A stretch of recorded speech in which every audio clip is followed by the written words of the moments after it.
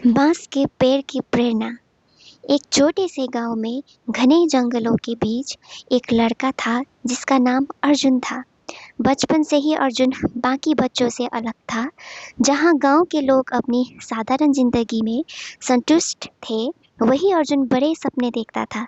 वो कुछ ऐसा बनना चाहता था जिससे उसका गांव पूरे इलाके में जाना जाए। लेकिन अर्जुन के इन बड़े सपनों का मजाक उड़ाया जाता था। गांव वाले उसे मूर्ख और नासमझ कहते थे। अपने हद में रहो, वो कहते। हम जैसे लोगों के सपने कभी सच नहीं होते। यहाँ तक कि उसके करीबी दोस्त भी उसे समझ नहीं पाते थे।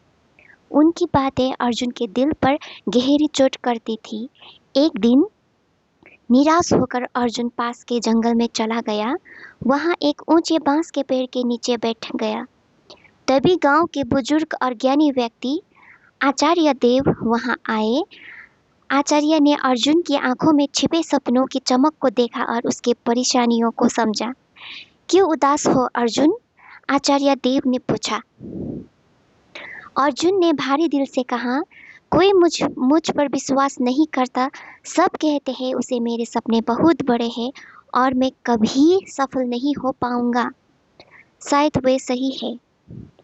आचार्य देव मुस्कुराए और उस बांस के पेड़ की ओर इशारा करते हुए बोले, क्या तुम बांस के पेड़ की कहानी जानते हो? अर्जुन ने सिर हिलाते हुए कहा, नहीं। तब आचार्य ने कहा, शुरू किया। जब बांस का बीज बोया जाता है तो ये कई सालों तक नहीं उगता।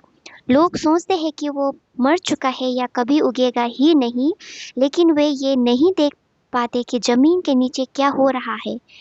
बांस गहरी और मजबूत जड़ें बना रहा होता है ताकि वो एक दिन ऊंचा और मजबूत बन सके। और जब वो आखिरकार जमीन के ऊपर आता है तो वो इतनी तेजी से बढ़ता है कि लोग आश्चर्यचकित रह जाते हैं।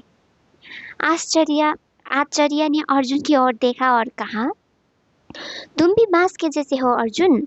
जो संदेह और हताशासन तुम्हें रोकने की कोशिश कर रहे हैं, वे तुम्हारे जड़ों को मजबूत कर रहे हैं। अगर तुम धैर्य और साहस बनाए रखोगे तो एक दिन तुम भी बांस की तरह ऊंचाई पर पहुंचोगे। इस प्रेरणा से अर्जुन का मनोबल बढ़ा। वो गांव लौटा और अपने सपने को पूरा करने में लग गया। लोगों के ताने और मजाक को उसने नजरअंदाज किया। जब भी उसे निराश होते वो बांस की कहानी को याद करता।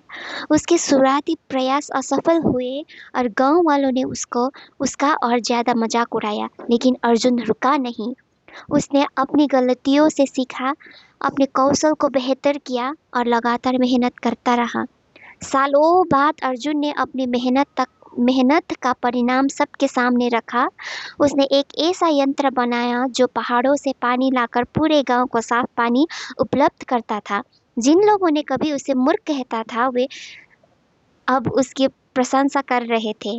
अर्जुन की ये खोज गांव के हर व्यक्ति को जिंदगी बदल चुकी थी। जब किसी ने अर्जुन से पूछा, तुमने ये असंभव सा काम कैसा कर दिखाया?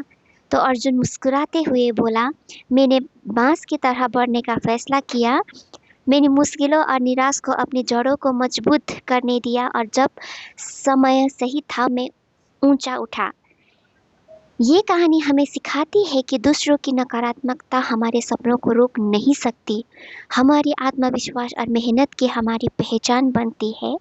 जैसे बांस की जड़ें चुपचाप मजबूती होती है, वैसे ही हमें भी धैर्य और लगन से अपने सपनों को साकार करना चाहिए। Thank you.